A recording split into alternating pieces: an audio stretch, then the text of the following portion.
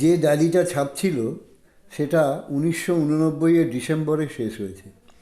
Police যেটা পাণ্ডুলিপি খুঁজতে খুঁজতে মুন্সির শোবার ঘরে পেয়েছে সেটাতে দৈনিক এন্ট্রি আছে 1990-এর 1 জানুয়ারি থেকে মুন্সি মারা যাবার আগের রাত, অর্থাৎ 13 সেপ্টেম্বর পর্যন্ত। ডায়েরিটা সম্ভবত খাটের পাশে টেবিলে রাখা ছিল, সেখান থেকেই মাটিতে পড়ে যায়। পুলিশ সেটাকে মাটিতেই পায়। ডায়েরিটা সোমের কাছ থেকে নিয়ে প্রথম পাতা খুলেই ফেলুদার চোখ কিসে যেন আটকে গেল। কিছুক্ষণ ভ্রুকুটি করে পাতাটির দিকে চেয়ে থেকে আবার যেন সম্বিত ফিরে পেয়ে পাশে দাঁড়ানো শঙ্করবাবুকে জিজ্ঞেস করলো, আপনি জানতেন যে আপনার বাবা ডায়েরি রাখার অভ্যেসটা শেষ দিন পর্যন্ত চালিয়ে গেছেন? একেবারেই না। তবে শুনে যে অবাক হচ্ছি তা নয়, কারণ 40 বছর একটানা লিখে হঠাৎ বন্ধ করার তো কোনো কারণ নেই। সুকুমারবাবু জানতেন এই ডায়েরির কথা? সেটা ওকেই জিজ্ঞেস করুন। আমরা সকলে বসবার ঘরে জমায়েত হয়েছিলাম। মিনিট খানেকের মধ্যেই সুকুমার চক্রবর্তী এলেন। ফেলুদা প্রশ্ন করাতে সুকুমারবাবু বললেন, ডাক্তার মুন্সি ডায়েরি লিখবেন, এতে আশ্চর্যের কিছু নেই, কিন্তু উনি কাজটা করতেন দিনের শেষে শুতে যাবার আগে। ডায়েরিও শোবার ঘরেই থাকতো নিশ্চয়ই। এই লাল বই আমি কোনোদিন দেখিনি। বসুন। সুকুমারবাবু দাঁড়িয়ে কথা বলছিলেন। ফেলুদা বলতে যেন একটু অবাক হয়েই বসলেন। আমি বুঝলাম ফেলুদা আরও কিছু জিজ্ঞেস করতে চায়। সুকুমারবাবু বলল, ফেলুদা, আপনি নিশ্চয়ই চান যে ডাক্তার মুন্সির আততায়ীর উপযুক্ত শাস্তি হোক, তাই নয় কি? আমার দায়িত্ব, বলে চলল ফেলুদা, হলো সেই আততায়ীকে খুঁজে বার করা। একটা কারণে এখন আমরা বুঝতে পারছি যে আততায়ী এই বাড়িতেই রয়েছেন। সেই দিন আমি এই বাড়িতে যারা থাকেন তাদের প্রত্যেককে জেরা করেছি। তার ফলে আমি এখনও কোনো সিদ্ধান্তে আসতে পারিনি ঠিকই, হয়তো আমার তরফ থেকেই যথেষ্ট প্রশ্ন করা হয়নি, এবং যাদের প্রশ্ন করেছি তারা আমার সব প্রশ্নের ঠিক ঠিক জবাব দেননি। একটা প্রশ্ন আমি সেদিন করিনি, আজ করতে চাই। বলুন। একটা ব্যাপারে আমাদের মনে খটকা লেগেছে। কি? শঙ্করবাবুর মতে ডাক্তার মুন্সি তার লেখা এবং পেশেন্ট ছাড়া আর সব কিছু সম্বন্ধে উদাসীন ছিলেন।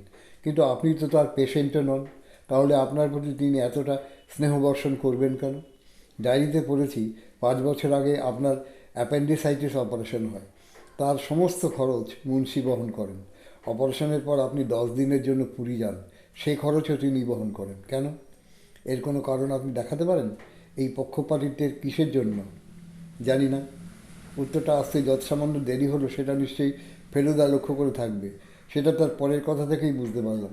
আমি আবার বলছি সুকুমারবাবু, আপনি সত্য কথা বললে, গোপন না করলে আমাদের কাজ অনেকটা সহজ হয়ে যাবে। এবারে উত্তরে দেরি হলো না, আমি সত্যিই বলছি।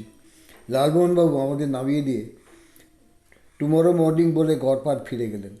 ফেলুদা সোজা তার শোবার ঘরে ঢুকে দরজাটা ভেজিয়ে দিল। বুঝলাম সেই ডায়েরিতে মনোনিবেশ করবে। ঘড়িতে এখন 3:25। পাখাটা ফুল স্পিড করে দিয়ে সোফায় গা ছড়িয়ে শুয়ে আমি একটা ন্যাশনাল জিওগ্রাফিক ম্যাগাজিন খুলে অ্যান্টার্কটিকার বিষয়ে চমৎকার সব ছবি সমেত একটা লেখা পড়তে লাগলাম। 4:30 শ্রীনাথ চা আনলো। আমারটা টেবিলের ওপর রেখে ফেলুদার ঘরের দরজায় টোকা দেবার সঙ্গে সঙ্গেই ফেলুদা বেরিয়ে এসে বলল, এই ঘরেই চা দাও। বুঝতে পারছি ডায়েরিটা পড়া হয়ে গেছে, তাই জিজ্ঞেস করলাম, কিছু পেলে?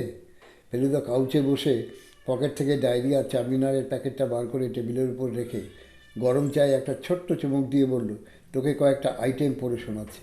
আমার মনে হয় চিন্তার খোরাক পাবি। আমি আগেই লক্ষ্য করেছিলাম ডায়েরির মাথার দিকটা দিয়ে কয়েকটা ছেঁড়া কাগজ উঁকি মারছে। ফেলুদা কোনো রকম তাড়াহুড়ো না করে একটা চারমিনার ধরিয়ে প্রথম টুকরো মার্কে ডায়েরিটা খুলল। শোন, এটা 3 সপ্তাহ আগের এন্ট্রি। আমি ইংরেজি থেকে বাংলা করছি। আজ একটা নতুন পেশেন্ট, রাধানাথ মল্লিক, আমার ঘরে ঢুকে চেয়ারে বসে প্রথমেই পকেট থেকে এক টুকরো কাগজ বার করে হাতের তেলোয় রেখে সেটার দিকে আর আমার দিকে বার কয়েক দেখে কাগজটা দলা পাকিয়ে ওয়েস্ট পেপার বাস্কেটে ফেলে দিল। ওটা কি জিজ্ঞেস ওটা কি ফেললেন জিজ্ঞেস করাতে ভদ্রলোক বললেন, টেলিগ্রাফের খবর, আপনার ছবি সমেত। আমি বললাম, আপনি কি যাচাই করে নিলেন ঠিক লোকের কাছে এসছেন কি না? এবার একটা ছোটোখাটো বিস্ফোরণ হলো। আমি কাউকেই বিশ্বাস করি না, কাউকেই না। যাচাই করে নিতে হবে বই কি। Persecution mania. 4 পাতা পরে দ্বিতীয় এন্ট্রি। শোন, আর এমকে নিয়ে সমস্যা। সে নিজের বাড়িতে একদণ্ড টিকতে পারে না। তার দাদা, তার পড়শি সকলেই তার মনে আতঙ্কের সঞ্চার করেছে। Difficult case. আমি বলেছি, কাল থেকে যেন সে আমার এখানে চলে আসে। দুটো ঘর তো খালিই পড়ে আছে দোতলায়, তার একটাতেই থাকবে। তৃতীয় এন্ট্রি, এটাও দিন চারেক পরে। আর এমকে নিয়ে সমস্যা মিটছে না। আজ ওকে কাউচে শোয়ানোর আগে ও আমার অফিসে এসে বসেছিল। আমি তখন বিলের থেকে সদ্য আসা একটা জরুরি চিঠি পড়ছি। পড়া শেষ করে ওর দিকে চেয়ে একটা আশ্চর্য ব্যাপার লক্ষ্য করলাম। আমার ভারী কাচের পেপার ওয়েটটা হাতে নিয়ে ও যেন কেমন অদ্ভুতভাবে আমার দিকে চেয়ে আছে। ও যদি আমাকে ওর শত্রুপক্ষ মনে করে তাহলে তো মুশকিল। 4 নম্বর এন্ট্রি, আমার ওষুধের শিশিটা ভুল করে আপিস ঘরে ফেলে এসেছিলাম। রাত্রে শোবার আগে সেটা আনতে গিয়ে দেখি ঘরে বাতি জ্বলছে। ভেবেছিলাম হয়তো সুখময় কোনো কাজ করছে, কিন্তু গিয়ে দেখি শঙ্কর। সে আমার দিকে পিঠ করে ঝুঁকে পড়ে টেবিলের নিচের দেরাজটা বন্ধ করছে। আমায় দেখে ভারী অপ্রস্তুত হয়ে বলল ওর এয়ারমেল খাম ফুরিয়ে গেছে, তাই এখানে আছে কিনা দেখতে এসেছিল। আমি ওকে দুটো খাম দিয়েছিলাম। ওই দেরাজেই থাকে আমার পাণ্ডুলিপি। এরপরে একেবারে শেষ পাতা, শেষ এন্ট্রি। এর সঙ্গে রাধাকান্ত মল্লিকের কোনো যোগ নেই, আর এটা সত্যিই রহস্যজনক। কী ভুলই করেছিলাম। যাক, তবু যে ভুলটা ভেঙেছে। কিন্তু আর এর জের কি তাহলে অনির্দিষ্টকাল ধরেই চলবে, নাকি ওটা নিয়ে অযথা চিন্তা করছি? ফেলুদা ডায়েরিটা বন্ধ করে একটা দীর্ঘশ্বাস ফেলে বলল, অদ্ভুত কেস। তার মানে রহস্যের জট এখনও ছাড়াতে পারোনি? না, তবে কিভাবে প্রসিড করতে হবে তার একটা ইঙ্গিত পেয়েছি। এবার কিছু দৈহিক পরিশ্রম আছে, রুটিন এনকোয়ারি। তুই জটায়ুকে ফোন করে বলে দে কাল যেন সকালে না এসে বিকেলে আসেন। সকালে আমি থাকবো না। ফেলুদা পরদিন সকাল 8টায় বেরিয়ে 2:30টায় ফিরল। ও নাকি বাইরেই লাঞ্চ সেরে নিয়েছে। কাজ হলো কিনা জিজ্ঞেস করতে ঠিক ভরসা পাচ্ছিলাম না, কারণ ওর মধ্যে একটা চাপা উত্তেজনা লক্ষ্য করছিলাম। তার মানে সাকসেস না ফেলিওর সেটা ঠিক বুঝতে পারছিলাম না। ফেলুদা সোফায় বসার আগে দুটো ফোন করলো, একটা শঙ্কর মুন্সিকে, অন্যটা ইন্সপেক্টর সোমকে। দুজনকেই এখন ইনস্ট্রাকশন দিল আগামীকাল সকাল 10টায় সুইনহো স্ট্রিটে বৈঠকে সবাই যেন উপস্থিত থাকে। এবার একটা চারমিনার ধরিয়ে ফেলুদা সোফায় বসে সামনের টেবিলের উপর পাটা ছড়িয়ে দিয়ে বলল, আমারও মুন্সির মতো বলতে ইচ্ছে করছে, কি ভুলই করেছিলাম। রহস্য উদ্ঘাটনের চাবি সবকটা চোখের সামনে পড়ে আছে, অথচ দেখতে পাচ্ছিলাম না। আমি একটা কথা না জিজ্ঞেস করে আর পারলাম না, অপরাধীকে আমরা চিনি তো? নিশ্চয়ই, বলল ফেলুদা। তোর যখন এত কৌতূহল, তখন আমি তোকে কয়েকটা প্রশ্ন করছি, যেগুলোর উত্তর ঠিক মতো দিতে পারলে হয়তো তুই নিজেই সমস্যার সমাধান করে ফেলতে পারবি। আমি চুপ, বুক ঢিপ ঢিপ করছে। এক, নতুন ডায়েরিটায় লক্ষ্য করার মতো বিশেষ কিছু দেখলি? একটা ব্যাপারে খটকা লাগলো। কী সেটা? খুনের আগের রাত পর্যন্ত ডায়েরি লিখে গেছেন ভদ্রলোক, কিন্তু আর আসার কোনো উল্লেখ নেই। এক্সেলেন্ট। দুই, বিসর্জন কথাটা বলতে প্রথমেই কী মনে হয়? নাটক, রবীন্দ্রনাথ? হলো না। দাঁড়াও, জলে কিছু ফেলে দেওয়া। গুড। তিন, নেমেসিস কাকে বলে জানিস? নেমেসিস? হ্যাঁ, ইংরেজি কথা। গ্রিক। ওরে বাবা, সে কী করে জানবো? তাহলে শিখে নে, অপরাধ করে যে শাস্তি সাময়িকভাবে এড়িয়ে গেলেও একদিন না একদিন ভোগ করতেই হয়, তাকে বলে নেমেসিস। এই নেমেসিসেরই ভয় পাচ্ছিল জি আর। আমার ব্যাপারটা খুবই ইন্টারেস্টিং লাগছিল, তাই ভেলুদা চুপ করে আছে দেখে বললাম, আরও আছে? আর একটা বলবো, বেশি বললে কালকের নাটকটা ঠিক জমবে না। ঠিক আছে। ফিজিশিয়ান হিল দাইসেলফ মানে জানিস? এতে ইংরেজি প্রবাদ, ডাক্তার আগে নিজের ব্যারাম সারাও। আরেকটা শেষ কথা বলে দিচ্ছি তোকে, সাজা কথাটার অনেকগুলো মানে পাবি অভিধানে, তার মধ্যে দুটো মানে নিয়ে আমাদের কারবার। বুঝেছি। চা দেবার মিনিট 10 আগেই জটায়ু এসে হাজির। কাউচে বসেই প্রথম প্রশ্ন হলো, আমরা কোন স্টেজে আছি স্যার? উত্তরে ফেলুদা মিনার্ভা বলে লালমোহনবাবু অসম্ভব ভ্রুকুটি করতে দেখে বলল, পেনাল্টিমেট। পেনাল্টি? কি বললেন? আপনার ইংরেজি আর রপ্ত হলো না কিছুতেই। পেনাল্টিমেট মানে হচ্ছে লাস্ট বাট ওয়ান। লাস্ট স্টেজে পৌঁছচ্ছি কবে? কাল সকাল 10টায় মুন্সি প্যালেসে সর্বসমক্ষে যবনিকা উত্তোলন হবে। আর পতন? ধরুন তার 8 ঘন্টা বাদে। 4 জনের উপরই তো সন্দেহ। হ্যাঁ, ইনি মিনি মাইনি মো। কথায় কথায় আপনার এই প্রগল্ভতা অসহ্য। এইটি অন্তত বলুন যে শঙ্কর, সুখময়, রাধাকান্ত। ফেলুদা হাত তুলে বাধা দিয়ে বলল, আর স্পিকটি নট। এইখানেই দাঁড়ি। আপনি দিন দাঁড়ি, আমার বলা এখনও শেষ হয়নি। নাটকের ক্লাইম্যাক্স আমার হাতে, আপনার হাতে নয়, এটা ওয়ার্নিং দিয়ে দিলুম। আপনি যে ভয় পাইয়ে দিচ্ছেন মশাই। ভয়ের কিচ্ছু নেই, আপনার সিংহাসন কেউ টলাতে পারবে না। আর তারিফের সিংহভাগ আপনিই পাবেন, তাতে কোনো সন্দেহ নেই। কিন্তু সিংহাসনের পাশে একটি ছোট্ট স্পেশাল আসন আর তারিফের পাশে একটা মিনি তারিফ, এই দুটো আমার বরাদ্দ থাকবেই। পরদিন ভোরে এক পশলা বৃষ্টি হওয়াতে আমাদের পাড়াটা কিছুটা জল জমেছিল। তাই ঠিক 9:30টার সময় বগলের ছাতা, কাঁধে ঝোলা আর মুখে হাসি নিয়ে লালবনবাবু এসে হাজির। তপেশ ভাই, কাউচে বসে বললেন ভদ্রলোক, জগন্নাথকে বলো আজ খিচুড়ি করতে। নাটকের পর মধ্যাহ্নে ভোজনটা এখানেই সারব। চা খেয়ে 10টা 5 মিনিট নাগাদ আমরা সুইনহো স্ট্রিটে পৌঁছে গেলাম। আমাদের আগেই পুলিশ হাজির। ইন্সপেক্টর সোম ফেলুদাকে গুড মর্নিং করে বললেন, আমি আপনার মেথড তো জানি, তাই সকলকেই বৈঠকখানায় জমায়েত হতে বলে দিয়েছি। বেয়ারা বসার ব্যবস্থা করে দিয়েছে, কেবল মিসেস মুন্সিরও থাকার দরকার কিনা সেটাই জানবার ছিল। ফেলুদা মাথা নেড়ে বলল, উনি না থাকাটাই বাঞ্ছনীয়। সবাই যে যার জায়গা নিয়ে বসতে না বসেই একতলার বড় ঘড়িতে ঢং ঢং করে 10টা বেজে গেল। ফেলুদা উঠে দাঁড়িয়ে একবার চারিদিকে চেয়ে নিয়ে ঘড়ির শেষ ঢঙের রেসটা মিলিয়ে যেতেই ওর কথাটা আরম্ভ করে দিল। আমি প্রথমেই শঙ্করবাবুকে একটা প্রশ্ন করতে চাই। শঙ্করবাবু ঘরের উল্টো দিকে বসেছিলেন, তার দৃষ্টি ফেলুদার দিকে ঘুরল। ফেলুদা বলল, আমি সেদিন যখন বললাম যে ডাক্তার মুন্সি তার ডায়েরিতে অনেকবার আপনার উল্লেখ করেছেন, তা শুনে আপনি বিস্মিত হন। এবং আমি যখন বললাম যে তিনি আপনার সম্বন্ধে নিশ্চয়ই সত্যি কথাই বলেছেন, তখন আপনি বেশ বিরক্ত হয়েই বললেন, বাবা আমাকে চিনলেন কি কবে, কিভাবে চিনলেন?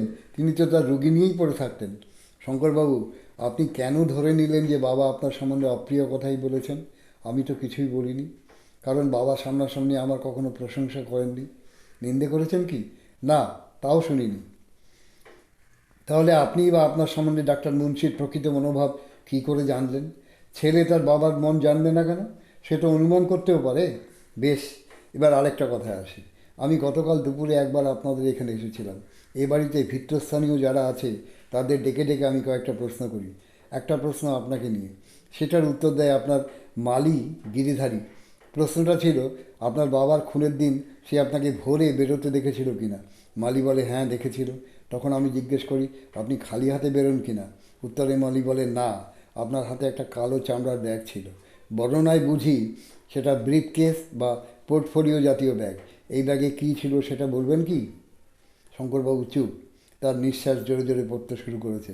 আমি বলবো কী ছিল? ফেলুদা বলল। শঙ্করবাবু নিরুত্তর। ফেলুদা বলল, ব্যাগে ছিল আপনার বাবার ডায়েরির পাণ্ডুলিপি। ডাক্তারের সঙ্গে দেখা করে বা করার আগে আপনি সেটা লেকের জলে বিসর্জন দেন। তবে তার কারণ, ফেলুদা গলা চড়ে ওঠে, আপনি ডায়েরিটা পড়ে দেখেছেন যে আপনার বাবা আপনার সম্বন্ধে একটিও প্রশংসাসূচক কথা বলেননি। তিনি, ফেলুদার গলা ছাপিয়ে শঙ্করবাবু বলে উঠলেন, ইয়াস, এই বই ছাপা হলে আমার রোজগারের রাস্তা চিরকালের জন্য বন্ধ হয়ে যেত। অলস, উদ্যমহীন, ইরেসপন্সিবল, অস্থিরমতি, কী না বলেননি উনি আমাকে। রাইট, বলল ফেলুদা। তাহলে এটাও স্বীকার করুন যে সেদিন গলার স্বর পাল্টিয়ে এর ভূমিকা নিয়ে আপনি আমাকে ফোনটা করে আপনার বাবার সম্বন্ধে ঝুড়ি ঝুড়ি মিথ্যা কথা বলেছিলেন, সন্দেহ যাতে আপনার ওপর না পড়ে। শঙ্করবাবু দাঁড়িয়ে উঠেছিলেন, এবারে ধপ করে বসে পড়লেন। এর কথা যখন উঠল, বলল ফেলুদা, তখন ব্যাপারটা আরেকটু তলিয়ে দেখা যাক। ফেলুদার দৃষ্টি এবার বায়ে বসা সুখময় বাবুর দিকে ঘুরল। আমি এবার আপনাকে একটা প্রশ্ন করতে চাই, করুন। ইংরেজিতে যাকে হাঞ্চ বলা হয়, সেই হাঞ্চের ওপর নির্ভর করে আমি গতকাল সকালে একবার 37 নম্বর বেলতলা রোডে যাই। সকলের অবগতির জন্য বলছি, এটা হলো সুখময় বাবুর বাড়ির নম্বর। আমার মনে হচ্ছিল উনি কিছু তথ্য গোপন করে যাচ্ছেন এবং হয়তো ওর বাড়ির লোকের সঙ্গে কথা বললে কিছুটা আলো সন্ধান পাওয়া যেতে পারে। ফেলুদার দৃষ্টি ঘুরে গিয়েছিল, এখন আবার ফিরে এলো সুখময় বাবুর দিকে। আপনার মার সঙ্গে কথা বলে জানতে পারি আপনার বাবার মৃত্যু হয় 24 বছর আগে গাড়ি চাপা পড়ে। এই তথ্যটি কি ডাক্তার মুন্সি জানতেন? দৃষ্টি মেঝে থেকে না তুলেই উত্তর দিলেন সুখময়বাবু, জানতেন। ইন্টারভিউয়ের সময় আমার বাবা 37 বছর বয়সে মারা যান জেনে ডাক্তার মুন্সি জিজ্ঞেস করেন কিসে তার মৃত্যু হয়। খুব সতর্ক লোকেরও কেমন ভুল হয় তার একটা উদাহরণ দিই। শঙ্কর মুন্সি যখন আমার বাড়িতে আসেন, তখন তিনি নিজের পরিচয় দিয়ে বলেন যে তিনি ডাক্তার রাজেন মুন্সির ছেলে। এই রাজেন নামটা আমার মাথা থেকে বেমালুম লোক পেয়ে যায়। সেটা থেকে যায়, সেটা হলো ডাক্তার মুন্সি। কাল ওর লাল ডায়েরি খুলে প্রথম পাতাতেই মুন্সি দেখে আমি চমকে উঠি। তাহলে কি ডাক্তার মুন্সি নিজেই তার ডায়েরির এবং তিনি গাড়ি চাপাতেই লোক মেরে চতুর্দিকে ঘুষ দিয়ে আইনের কবল থেকে নিজেকে বাঁচান? আর সেই মৃত ব্যক্তিরই ছেলে তার কাছে আসে 24 বছর পরে চাকরির ইন্টারভিউ দিতে? ভুল, ভুল, চেঁচিয়ে উঠলেন সুকুমারবাবু। আমার বাবাকে যিনি চাপা দেন তার উপযুক্ত শাস্তি হয়েছে। সে কথা কি ডাক্তার মুন্সি জানতেন? না, তার ধারণা ছিল তিনি আমার বাবার মৃত্যুর জন্য দায়ী। আসল ঘটনা তিনি জানতে পারেন মৃত্যুর আগের দিন। কিভাবে? উনি আমাকে ডেকে বলেন যে ওর একটা স্বীকারোক্তি করবার আছে, যেটা না করলে উনি শান্তি পাবেন না। স্বীকারোক্তিটা কী জানতে পেরে আমি বলি, ডাক্তার মুন্সি আপনি ভুল করছেন, আমার বাবাকে যিনি চাপা দেন তার শাস্তি হয়েছিল। কথাটা শুনে উনি স্তম্ভিত হয়ে যান, আর আমিও বুঝতে পারি কেন তিনি আমার উপর এত সদয় ছিলেন। ঘরের উল্টো দিক থেকে একটা ছোট্ট শুকনো হাসি শোনা গেল। শঙ্করবাবু কিছু বলবেন? ফেলুদা জিজ্ঞেস করলো। না বললে আপনি আরও ভুল পথে গিয়ে পড়বেন। মানে? আমার বাবা জীবনে কখনো গাড়ি চালাননি, সে তথ্য আমার অজানা নয় শঙ্করবাবু। মালির সঙ্গে কথা বলার পর আপনার ড্রাইভারের সঙ্গে আমার কথা হলো। সে কি বলল? 30 বছর সে আপনাদের ড্রাইভারি করছে, তার মধ্যে সে মাত্র একটা অ্যাক্সিডেন্ট করেছে। তাতে আপনার বাবার তাড়া ছিল বলে অনিচ্ছা সত্ত্বেও জনবহুল রাস্তায় তাকে জোরে গাড়ি চালাতে হচ্ছিল। তাই যখন দুর্ঘটনা ঘটে তখন ডাক্তার মুন্সি খানিকটা নিজেকেই দায়ী করেন। ড্রাইভারের যাতে দণ্ড না হয় তার জন্য তিনি যা করবার সবই করেছিলেন। তা সত্ত্বেও ড্রাইভারের অনুতাপ আর আতঙ্ক কিছুতেই যাচ্ছিল না। তখন ডাক্তার মুন্সি তার চিকিৎসা করে তাকে ভালো করে তোলেন। অর্থাৎ আপনার বাবা ডায়েরিতে একটুও মিথ্যে কথা লিখেননি। এবং আর হচ্ছে, not Rajen Munshi but driver Raghunandan Tewari. But who kill my father? অসহিষ্ণুভাবে চেঁচিয়ে উঠলেন শঙ্কর মুন্সি। এসব ব্যাপারে একটু ধৈর্য ধরতে হয় মিস্টার মুন্সি, গম্ভীর স্বরে বলল ফেলুদা। তারপর মুন্সির দিক থেকে তার দৃষ্টি ঘুরে অন্য এক ব্যক্তির উপর গিয়ে পড়ল। এ ঘরে একজন ব্যক্তি আছেন যাকে আমরা অসুস্থ বলে জানি, বলল ফেলুদা। এর আগে তিনি দুবার আমাদের সামনে উপস্থিত হয়েছেন এবং দুবারই নানা রকম অঙ্গভঙ্গির সাহায্যে নিজেকে অসুস্থ বলে প্রতিপন্ন করবার চেষ্টা করেছেন। আজ তাকে দেখছি তিনি সম্পূর্ণ সুস্থ মানুষের চেহারা নিয়ে আমার ভাষণ শুনছেন। মিস্টার মল্লিক, আপনি কি আপনা থেকেই সেরে গেলেন? রাধাকান্ত মল্লিক হঠাৎ যেন শক খাওয়া মানুষের মতো চমকে উঠলেন। কি কি কি কি কী বলছেন? বলুন। বলছি যে আমার জেরায় সকলেই অল্প বিস্তর মিথ্যে কথা বলেছেন বা সত্য গোপন করে গেছেন, কিন্তু আপনি সবাইকে টেক্কা দিয়েছেন। মল্লিক এখনও এক দৃষ্টে ফেলুদার দিকে চেয়ে আছে। তার মনের ভাব বোঝবার কোনো উপায় নেই। ফেলুদা বলল, আপনি বলেছিলেন পপুলার ইন্স্যুরেন্সে কাজ করেন। আমি সেটা ভেরিফাই করতে সেখানে গিয়েছিলাম, গিয়ে শুনলাম আপনি আর সেখানে নেই। 4 মাস হলো ছেড়ে দিয়েছেন। আপনি কি তাহলে বেকার, না অন্য কোথাও কাজ করছেন? ইন্স্যুরেন্স অফিসে এ প্রশ্নের জবাব কেউ দিতে পারল না। তাই অফিস থেকে আপনার বাড়ির ঠিকানা জোগাড় করে আমি সেখানে গিয়েছিলাম, সতীশ মুখার্জি রোড, তাই না? মল্লিক এখনও চুপ, তার দৃষ্টি সামনের দিকে। সত্য, এ মামলায় বিস্ময়ের শেষ নেই, বলে চলল ফেলুদা। আপনি ডাক্তার মুন্সিকে বলেছিলেন আপনার বাবা, আপনার দাদা সকলেই আপনার মনে আতঙ্কের সঞ্চার করছে। অথচ আপনার বাড়ি গিয়ে দেখি আপনার বাবা দাদা বলে কেউ নেই। বাবা মারা গেছেন প্রায় 25 বছর হলো, আর দাদা বলে কেউ কোনোদিন ছিলই না। আপনার বিধবা মার কাছ থেকে জানি যে আপনি একটা যাত্রা কোম্পানিতে যোগ দিয়েছেন এবং বর্তমানে ট্যুরে আছেন। এবার রাধাকান্ত মল্লিক মুখ খুললেন। আমি যে সত্যবাদী যুধিষ্ঠির এটা আমি কোনোদিনই ক্লেম করিনি। কিন্তু আপনি কি বলতে চান আমি খুন করেছি? আমি ধাপে ধাপে এগোই মিস্টার মল্লিক, লাফে লাফে নয়। আপনি খুনি কিনা সে ব্যাপারে পরে আসছি। প্রথমে দেখছি আপনি প্রবঞ্চক। মানবিকারের ভূমিকায় অভিনয় করে আপনি মুন্সির কাছে এসেছিলেন চিকিৎসার জন্য। আপনি কেন এসেছিলাম সেটা জানতে চান আপনি? ফেলুদাকে বাধা দিয়ে জোরালো গলায় বললেন মল্লিক। এটা আপনার মার কাছ থেকে জানি যে আপনার বাবা গাড়ি চাপা পড়ে মারা যান। যিনি চাপা দেন তার কোনো শাস্তি হয়নি এবং গাড়ির মালিক এসে আপনার মার হাতে 5,000 টাকা তুলে দেন ক্ষতিপূরণ হিসেবে। ইয়াস, চেঁচিয়ে উঠলেন রাধাকান্ত মল্লিক। তখনই দেখি আমি ভদ্রলোককে, আর তারপরেই ছবি দেখি কাগজে এই সেদিন। সেই একই চেহারা, আর দেখেই স্থির করি যে একে বাঁচতে দেওয়া চলে না। কল্পনা করতে পারেন, একটা 12 বছরের ছেলে বাবার পিছনে পিছনে ট্রাম থেকে নামছে, চোখের সামনে বাবা মোটরের তলায় তলিয়ে গেল। ওহ, কী ভয়ঙ্কর দৃশ্য! আজও মনে পড়লে শরীরটা শিউরে ওঠে। মাসের পর মাস ধরে মাকে জিজ্ঞেস করেছি যে যে লোকটা বাবাকে চাপা দিল তার শাস্তি হবে না? বড় লোকেদের শাস্তি হয় না বাবু, বড় লোকেরা পার পেয়ে যায়, আর তারপর হঠাৎ খবরের কাগজের ছবি। এক মুহূর্তে মনস্থির করে ফেলি একে শাস্তি দিতেই হবে, আর সেই শাস্তি দেব আমি।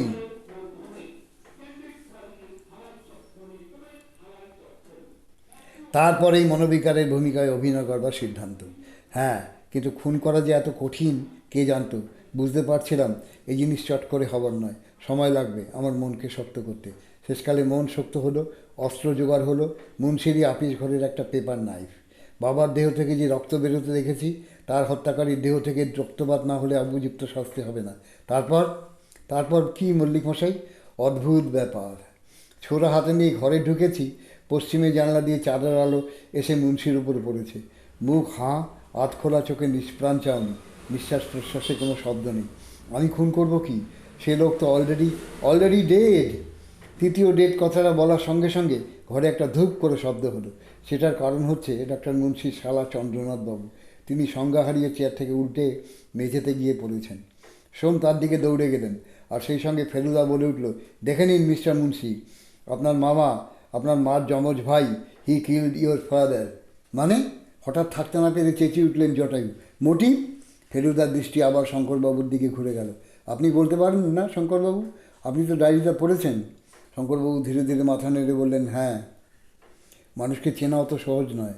শঙ্করবাবু বলল, ফেলুদা, জানোয়ারের সঙ্গে মানুষের আসল তফাৎ, জানোয়ার ভান করতে জানে না, অভিনয় জানে না, মনের ভাব লুকোতে জানে না। ডাক্তার মুন্সি আপনার মা সম্বন্ধে মোটেই উদাসীন ছিলেন না। থাকলে ডায়েরিটা তাকে কখনোই পড়তে দিতেন না, কখনোই সেই ডায়েরি তাকে উৎসর্গ করতেন না। ব্যাপারটা আসলে উল্টো। উদাসীন্য যদি কারোর তরফ থেকে হয়ে থাকে, তিনি হলেন আপনার বিমাতা, যিনি তার সমস্ত স্নেহ, ভালোবাসা, চিন্তা, ভাবনা ঢেলে দিয়েছিলেন তার এই অকর্মণ্য ভাইয়ের ওপর। এবার খুনের মোটিভটা কি, সেটা কি একবার সমবেত সকলকে বলবেন? প্রায় যান্ত্রিক মানুষের মতো কথা বেরোলো শঙ্করবাবুর মুখ থেকে। বাবার উইলে 4 ভাগ পাবে মনস্তাত্ত্বিক সংখ্যা, 4 ভাগ আমি, আর 8 ভাগ আমার মা। ইতিমধ্যে মিস্টার সমীর পরিচর্যায় চন্দ্রনাথবাবুর জ্ঞান ফিরেছে। ফেলুদা তাকে উদ্দেশ্য করে প্রশ্ন করল, খুন করার সিদ্ধান্ত কি আপনার? চন্দ্রনাথবাবু মাথা নাড়লেন, তার দৃষ্টি মেঝের কার্পেটের দিকে। একটা দীর্ঘশ্বাসের পর কথা বেরোলো, এত ক্ষীণ যে বেশ কষ্ট করে বুঝতে হয়। না, সিদ্ধান্তটা ডলি আমার হাতে হামানদিস্তা তুলে দিয়েছিল। বুঝেছি। ফেলুদা যেন বেশ ক্লান্তভাবেই চেয়ারে বসে পড়ল। শুধু একটা আফসোস, গভীর আফসোস, ডায়েরিটা বেরোলে নিঃসন্দেহে সাহিত্যিক হিসেবে ডাক্তার মুন্সির সুনাম হতো। সেই ডায়েরি এখন শরীর গর্ভে। Attention, spotlight! ঘর কাঁপিয়ে সবাইকে চমকে দিয়ে চেঁচিয়ে উঠলেন জটায়ু। সবাই তার দিকে দেখছে দেখে একটা অদ্ভুত হাসি এসে কাঁধের ঝোলা থেকে একটানে একটা ফাইল বার করে সেটাকে মাথার উপর তুলে ঝান্ডার মতো নাচতে নাচতে বললেন, জলে যায়নি, হিয়ার ইট ইজ। ডাক্তার মুন্সির পাণ্ডুলিপি? অবাক হয়ে প্রশ্ন করলো ফেলুদা। সেটা কি করে হয়? ইয়েস স্যার, থ্যাঙ্কস টু বিজ্ঞানের অগ্রগতি। একদিনে পড়া হবে না বলে এটা একটা জেরক্স করিয়ে রেখেছিলাম। Xerox, ZEROX। নিন সুকুমারবাবু, টাইপিং শুরু করে দিন। শেষ হলে পর সোজা নর্থ পোল। এখানে অবশ্যই একটা জটায়ু মার্কা ভুল হলো। পেঙ্গুইন নর্থ পোলে থাকে না, থাকে সাউথ পোলে। নমস্কার।